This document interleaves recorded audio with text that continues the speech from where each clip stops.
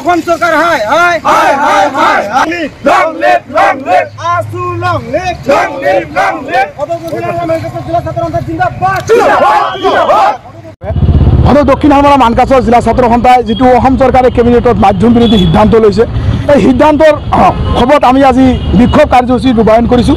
কিয়নো আজি অসম চৰকাৰে অসমীয়া যিটো মাতৃভাষা এই মাতৃভাষাটোক লৈ বিভিন্ন সময়ত বিভিন্ন ধৰণৰ পদক্ষেপ এওঁলোকে লৈছে আৰু কেবিনেটতো সিদ্ধান্ত লৈছে যে আমাৰ বিজ্ঞান আৰু ইংৰাজী যিটো আমাৰ অসমীয়া মাধ্যম আছে এই মাধ্যমটোক নাইকিয়া কৰাৰ এটা পৰিকল্পনা এওঁলোকে লৈছে এয়া আমি জিলা ছাত্ৰ সন্থাই অসম চৰকাৰক ধিক্কাৰ জনাইছোঁ কিয়নো মাতৃভাষা যদি আমাৰ মাজত নাথাকে তেনেহ'লে অনাগত দিনত ছাত্ৰ ছাত্ৰীসকলে মাতৃভাষাৰ বিষয়ে ভালদৰে নুবুজিব গম নাপাব আৰু ছাত্ৰ ছাত্ৰীসকলৰ ভৱিষ্যত জীৱন অন্ধকাৰ যাব এটা কথা কি আজি অসমত থাকি যদি অসমীয়া মাধ্যমত নপঢ়ি আমাৰ ল'ৰা ছোৱালীসকলে ভৱিষ্যত জীৱনত আগুৱাই যাব নোৱাৰে তেনেহ'লে ইয়াতকৈ আৰু বৰ দুখৰ বিষয় কি হ'ব পাৰে অসমৰ এগৰাকী পুতুলা শিক্ষামন্ত্ৰী ৰণোজ পেগু তেওঁক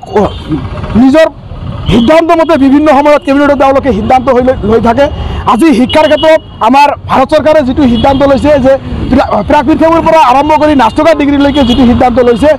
আমি ভাল পাইছোঁ কিন্তু অসমত যিবোৰ সিদ্ধান্ত আজি হিমন্ত বিশ্ব শৰ্মা ডাঙৰীয়া চৰকাৰৰ নেতৃত্বত তেওঁলোকে লৈ আহিছে এয়া কঠোৰ আৰু নিঠুৰ সিদ্ধান্ত তেওঁলোকে কেবিনেটত সিদ্ধান্ত কৰিছে এয়া আমি কেতিয়াও মানি নলওঁ কিয়নো যদি এওঁলোকে আমাৰ অসমীয়া মাধ্যম বিৰোধীটো এওঁলোকে বাতিল নকৰে তেনেহ'লে অনাগত দিনত আমি আৰু ইয়াতকৈ ভয়াৱহ আন্দোলন গঢ়ি তুলিম কিয়নো ছাত্ৰ ছাত্ৰীসকলে যদি অনাগত দিনত অসমত থাকি অসমীয়া হৈ আগুৱাই যাব নোৱাৰে তেনেহ'লে ইয়াতকৈ আৰু অভিশাপৰ বিষয় কি হ'ব পাৰে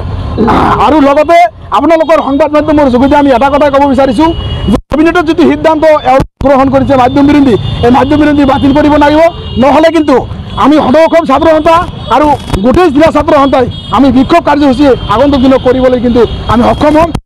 আপোনালোকৰ যোগেদি ৰণোজ পেগু